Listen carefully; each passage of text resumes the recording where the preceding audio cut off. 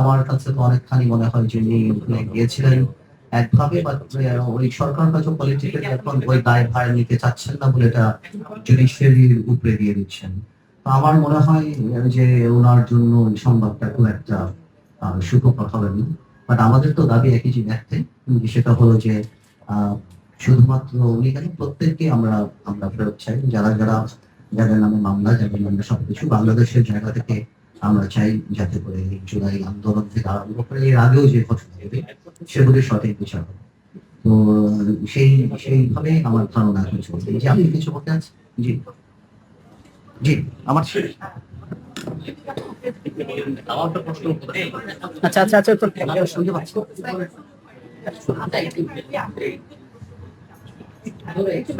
একটু একটু একটু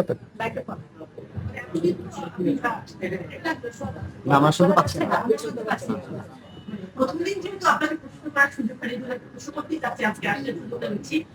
এতদিন টেবিল ও পাশে ছিলেন মন্ত্রী, আপনি এখন এসে ক্ষমতার চেয়ারে আছেন, সেই ক্ষেত্রে এতদিন আপনি ক্ষমতাকে প্রশ্ন করতেন, অনিয়ম নিয়ে প্রশ্ন করতেন। আপনি যে মন্ত্রণালয়ে আছেন, এখানে মত প্রকাশের স্বাধীনতা একটা খুব পরিচিত শব্দ। মানে মত প্রকাশের স্বাধীনতা বিষয়টি সাংবাদিকদের ক্ষেত্রে গত 17 বছর বা ইন্টারনেটের সময় আমরা দেখেছি যে এটা সরকারের পক্ষ দিয়ে সেটা বলতো যে মত প্রকাশ স্বাধীনতা থেকে বিপক্ষে গেলে বলতে পারে। সেক্ষেত্রে আপনি তথ্যমন্ত্রী হিসেবে এই বিষয়টা কিভাবে ডিফাইন করবেন? Number one. নাম্বার টু, একটু আরেকটা প্রশ্ন করছি। সম্প্রতি আমরা দেখছি ব্রাহ্মণবাড়িয়া এবং কিশোরগঞ্জে কালচার প্রোগ্রাম করতে গিয়ে বাধা হয়েছে, সেখানকার আরেক ওলামাদিগুলো। এইটা সমাজে আসলে কি মেসেজ দেয়? এটা সরকারের জন্য একটু বিব্রতকর হচ্ছে কিনা, কারণ নানা পরে প্রশ্ন নিউজ হচ্ছে। আপনাকে ধন্যবাদ। দেখুন, গণতন্ত্র বিশ্বাস করাটা আসলে মানসিকতার ব্যাপার, এটা কোনো সিস্টেমের ব্যাপার না।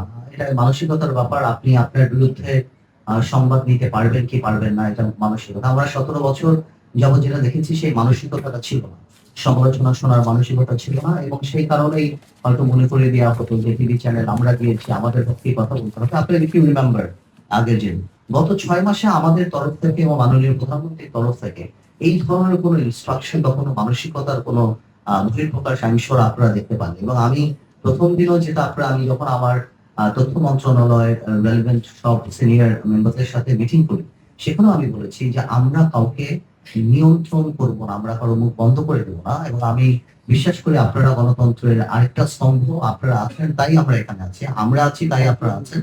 আমরা সবাই মিলে দেশকে এগিয়ে নিয়ে যাবো, এবং আমাদের ওই কোনো মানসিকতা নেই কাউকে বন্ধ করার, কাউকে থামিয়ে রাখার বা এটা। এবং আমাদের সরকারের মানে উপর পর্যায় থেকে এই ধরনের কোনো মানসিকতা আপনারা এই 6 মাসে দেখতে পান নাই। বাট আমরা আপনাদেরকে এটা কি অনুরোধ করবো যে দেখুন, আপনারা যখনই নিউজ করবেন, অফকোর্স আপনাদের নিউজ তো আপনারা করবেন, we are not in a position to dictate or comment on that. আর আমরা বলবো যে আমরা 17 বছর পর যেই দায়িত্বটা পেয়েছি, এটা বাংলাদেশ তার ইতিহাসের সবচেয়ে কঠিন সময় আমরা পার করছি। ইভেন কি একটা দেশ যদি মানে প্রথম থেকেও আরম্ভ করা হয় সেটা একটা ব্যাপার, কিন্তু এটা একটা ভঙ্গুর না, the system has been corrupted. এটা আরো কঠিন ব্যাপার, the system has been corrupted completely গত 17 বছরে। সো আপনাদেরও আমাদেরকে সহযোগিতা করতে হবে যাতে করে আমরা ভালো করে করি। আপনি তো নিউজ করতেই পারেন, আজকে বাংলাদেশে 4,500 ইউনিয়ন আছে, 4,500 ইউনিয়নে 9টা করে ওয়ার্ড হলে 36,000 ওয়ার্ড আছে। 36,000 ওয়ার্ডেই কোথাও না কোথাও কোনো না কোনো পেটি ক্রাইম হচ্ছে। আপনি যদি সবটাই পত্রিকার পাতায় নিয়ে আসেন তাহলে তো মানুষ মনে করবে এই দেশে কোনো মানুষ বাস করতে পারছে। আমাদেরও যেমন দায়িত্ব, অবশ্যই আপনারা আমাদের সমালোচনা করবেন বস্তুনিষ্ঠ, সেটা কোনো কিছু না। এটা মাথায় রাখবেন যে এটা কোনো স্বাভাবিক সময় আমরা সরকারের দায়িত্বে আসিনি। আমরা গ্লোবালিও যদি আপনি মনে করেন বা এমনিও বাংলাদেশে যে 17 বছর যে সিস্টেম ছিল, সবকিছু মিলিয়ে আমরা প্রচন্ড একটা সেন্সিটিভ টাইম পার করছি। এবং we have to understand we have the same bureaucracy, সেটাও মাথায় রাখতে হবে। I'm not saying bureaucracy আমাদেরকে সাপোর্ট করছে না, এইটা না, মাথায় রাখতে হবে যে ওইভাবেও কিন্তু একটা ধারা হয়ে আসছে। যে আমরা নিজেরা আজকে বসে বিটিভি সাথে কথা বলছিলাম যে আমাদের প্রথম রিকোয়েস্টই ছিল আমার আর মাননীয় প্রতিমন্ত্রী যে আমাদের ছবি কিভাবে কম দেখানো যায়। না, আমরা 2 দিন ধরে চেষ্টা করেও এটা আমাদের জন্য ডিফিকাল্ট হয়ে যাচ্ছে যে কোনোভাবে আমাদেরকে জানি না দেখানো যায়। জিনিসটা রীতিটাই এমন ভাবে হয়ে আসছে। তো আমার মনে হয় ইনশাআল্লাহ we are in a process. তো আমার বিশ্বাস আপনারা সাথে থাকলে, দেশের মানুষ সাথে থাকলে আমরা ঠিক মতো এগিয়ে যাবো। এটাতে একটু অ্যাড করতে চাই আমি। Platinum jubilee jute mills, Khalishpur, Khulna, এরকম করে আরো কতগুলো ফ্যাক্টরি আছে। আমি আবারও বলি, আমরা আগেও বলেছি, সরকার যখন নিজে এই ফ্যাক্টরিগুলো চালাতে গেছে অনেক ক্ষেত্রেই বড় ক্ষয় মানে ক্ষতি হয়েছে, লোকসান হয়েছে এবং ভর্তুকি দিতে হয়েছে। আমরা সবসময় মনে রাখবো, আমাদের অনেকের হয়তো ইমোশন আছে ফ্যাক্টরিগুলোর সাথে, আমার নিজেরও আছে। আমি এই ধরনের একটা ফ্যাক্টরিতেই জন্মেছি, বড় হয়েছি, কর্ণফুলী পেপার মিলস। সো এগুলো লস যখন দেয়, এইটার ভর্তুকি জনগণের টাকাতেই হয়। সুতরাং এই ফ্যাক্টরিগুলো বন্ধ রাখাও যেমন ঠিক না, একই সাথে ক্রমাগত ভর্তুকি দিয়ে চালিয়ে যাওয়াও ঠিক না। সুতরাং এখন যে পথটা বেছে নেওয়া হয়েছে, আমরা এটাকে সঠিক পথ বলে মনে করছি।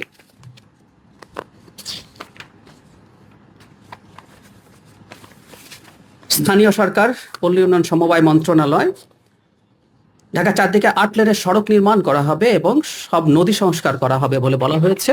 এর মধ্যে একটা খুবই গুরুত্বপূর্ণ, যেটা জনগুরুত্বপূর্ণ, আমরা প্রচুর আলোচনা করছি, সেটা হলো সিটি কর্পোরেশন, পৌরসভা, উপজেলা, ইউনিয়ন পরিষদ এলাকায় ব্যাটারি চালিত রিক্সা ব্যবস্থাপনার নীতিমালা প্রণয়নের উদ্যোগ নিয়েছে সরকার।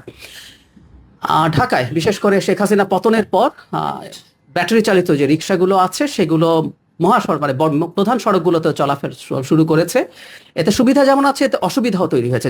যানজট হচ্ছে, রিক্সা চালকদের ক্ষেত্রে এক ধরনের প্রশিক্ষণের অভাব আছে। এমনকি যে ব্যাটারি চালিত রিক্সাগুলো আছে সেগুলো কারিগরি দিক থেকে যথেষ্ট ঠিক আছে কিনা, এই ধরনের নানান রকম সমস্যা আছে। সরকার খুব দ্রুত এই ব্যাপারে নীতিমালা প্রণয়ন করতে যাচ্ছে, তারা কোথায় কতটুকু চলতে পারবে এবং এগুলোর মানসহ সবকিছু নিশ্চিত করা হবে। আমরা আশা করি এই ব্যাপারে একটা খুব ভালো শৃঙ্খলা তৈরি হবে খুব দ্রুতই। মৎস্য প্রাণী সম্পদ মন্ত্রণালয়, মাননীয় প্রধানমন্ত্রী মৎস্য পক্ষ উদ্বোধন করেছেন।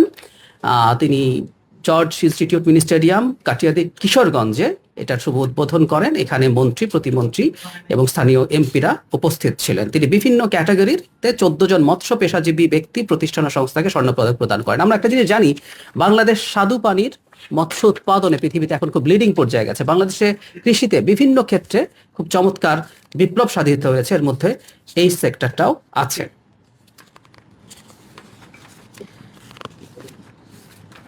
সমাজ কল্যাণ মন্ত্রণালয় আমাদের এই সরকারের, আমরা এইভাবে বলি যে সবচেয়ে ফ্ল্যাগশিপ প্রোগ্রামগুলোর একটা, বা হয়তো এটা সবার ওপরেই আছে, সেটা হচ্ছে ফ্যামিলি কার্ড। সেটার দ্বিতীয় পর্যায়ে মাননীয় প্রধানমন্ত্রী শুরু করেছেন কিশোরগঞ্জ সদর উপজেলার লতিফাবাদ ইউনিয়নে। সেখানে 457 জন ভাতাভোগীকে তিনি কার্ড প্রদান করেছেন।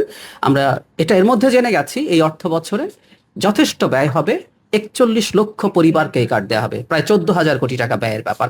আমরা এই কথাটা আবার একটু বলে রাখতে চাই। এই আলাপ কেউ কেউ করার চেষ্টা করেন যে এই টাকা আমরা খরচ করছি যখন রাষ্ট্রের আরো প্রায়োরিটিস আছে।